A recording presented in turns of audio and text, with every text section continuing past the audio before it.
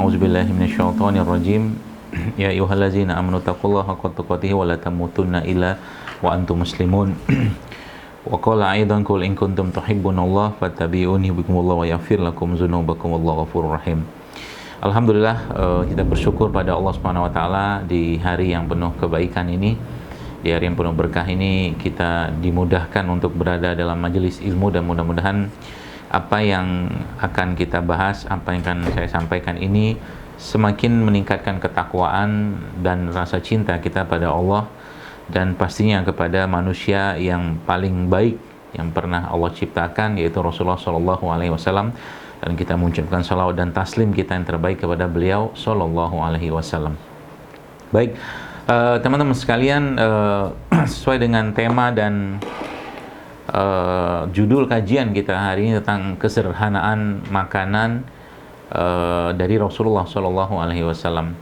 Jadi Bapak Ibu, saya pribadi sebenarnya sangat kagum dengan pastinya kita semua harusnya sih ya, dengan agama kita yang mulia ini.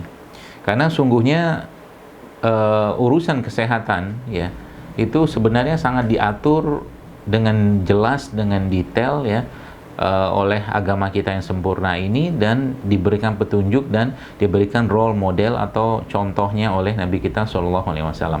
Sehingga sebenarnya kita tinggal mengambil mengambil petunjuk saja dari itu semua ya. Kita mengambil petunjuk pastinya dari Rasulullah SAW.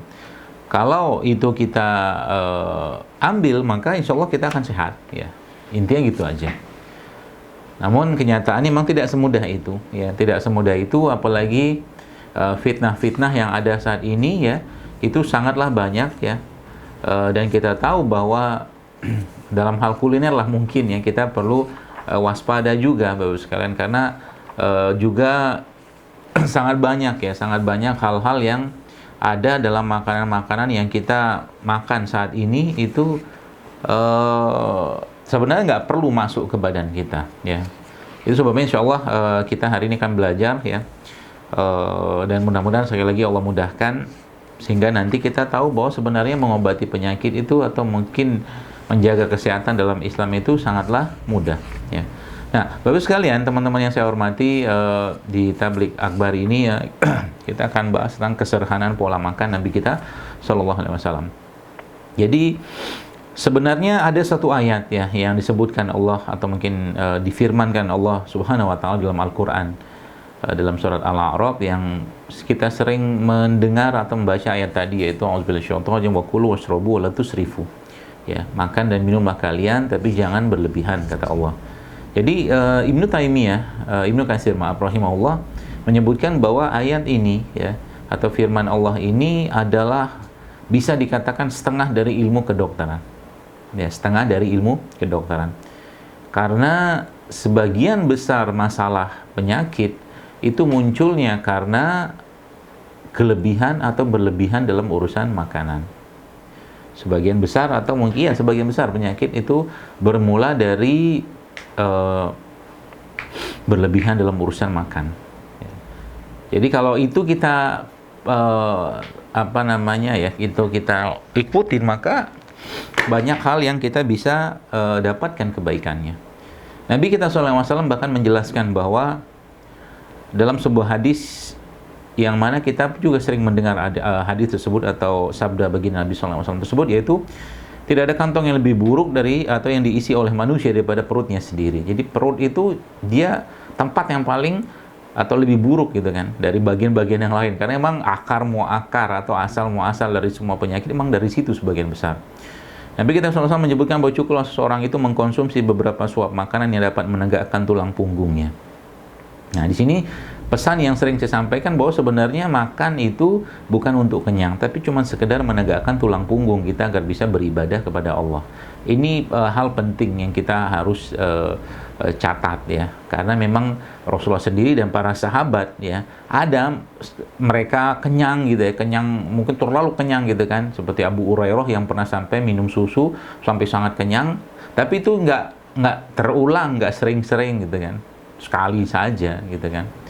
Nah, jadi makan itu bukan untuk kenyang. Jadi kalau kita membahas tentang kesederhanaan pola makan Nabi SAW, maka Rasulullah SAW itu makan bukan untuk kenyang, tapi kita makan untuk menegakkan tulang sulbi kita atau tulang punggung kita untuk beribadah kepada Allah Subhanahu wa taala.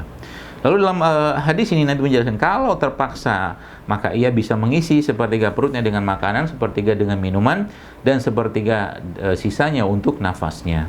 Jadi subhanallah, masya Allah, tabarakallah, sekalian, kalau kita pahami ya hadis ini, maka tubuh manusia ya, tubuh manusia itu dikondisikan untuk terus-menerus berada dalam fase detox ya. Kalau saya ngelihat ayat ini atau mungkin sabda atau perkataan Nabi kita SAW ini. Jadi kalau seandainya mengikuti petunjuk ini, petunjuk hadis yang sepertiga ini, maka subhanallah, artinya yang kita makan itu nggak sampai membuat tubuh kita terbebani ya. Yang kita makan itu nggak sampai membuat tubuh kita tuh berat ya.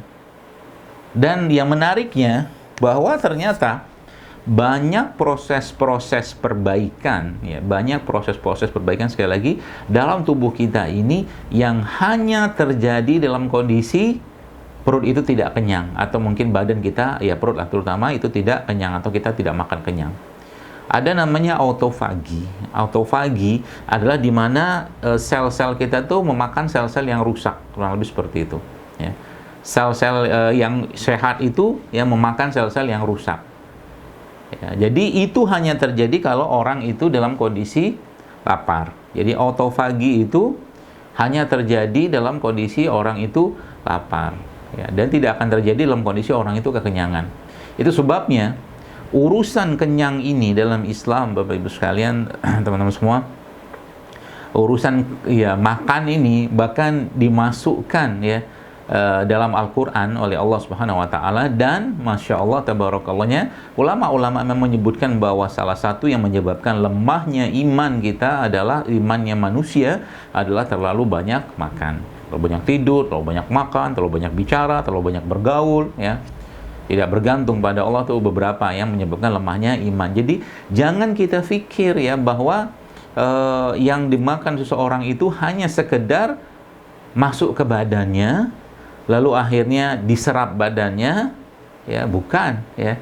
Makanan tadi bisa berpengaruh sampai ke imannya dia ya. Jadi kalau kita bicara tentang bagaimana Nabi kita SAW mengajarkan atau memberikan petunjuk kepada kita semua, ya Nabi sangat-sangat sederhana ya. Yang paling luar biasa adalah adab yang sangat luar biasa dari Nabi kita SAW terhadap makanan. Jadi adab beliau SAW terhadap makanan itu sangat-sangat tinggi ya. Salah satu adab itu adalah beliau tidak pernah mencela makanan kalau makanan itu nggak enak. Nah, ini kita perlu pegang baik-baik. Jadi kalau makanan itu nggak enak, misalkan kita dikasih teman atau mungkin kita diberi atau membeli makanan, terus makanan itu menurut kita nggak enak, lalu kita nggak enak nih, ini apa nih macam-macam, itu tidak ada dalam kamus Nabi kita SAW ya, nggak ada ceritanya kayak begitu ya. Subhanallah, masya Allah, Nabi tidak mencela makanan. Kalau tidak enak, beliau diam, beliau tinggalkan, selesai ya. Tapi kalau enak, ya menarik ya, beliau tidak memuji juga ya. Kalau enak, orang tahu, sahabat tahu kalau Rasulullah SAW itu makan makanan dan itu enak, beliau akan makan. Seperti itu saja tuh adabnya. Karena ya makanan itu punya ibarat kata perasaan tanda kutip gitu kan, perasaan tanda kutip ya. Seperti itu. Jadi itu adab ya, adab bagaimana Nabi kita mengajarkan hal-hal seperti itu. Jadi adab dalam urusan makanan itu harus jauh lebih kita perhatikan daripada sebelum kita makan itu sendiri. Ya, adabnya mulai dari kita duduk saat makan ya, kemudian mulai juga dari kita mengambil makanan yang paling dekat, kemudian juga kita dengan mengucapkan bismillah, atau mungkin kita juga dengan tidak meniup makanan, kemudian kita duduk atau makan dengan tidak bersandar. Itu salah satu adab yang diajarkan oleh Rasulullah SAW ya. Nah, adab-adab ini Bapak sekalian yang menjadi poin penting sebenarnya sebelum kita berhadapan atau mungkin sebelum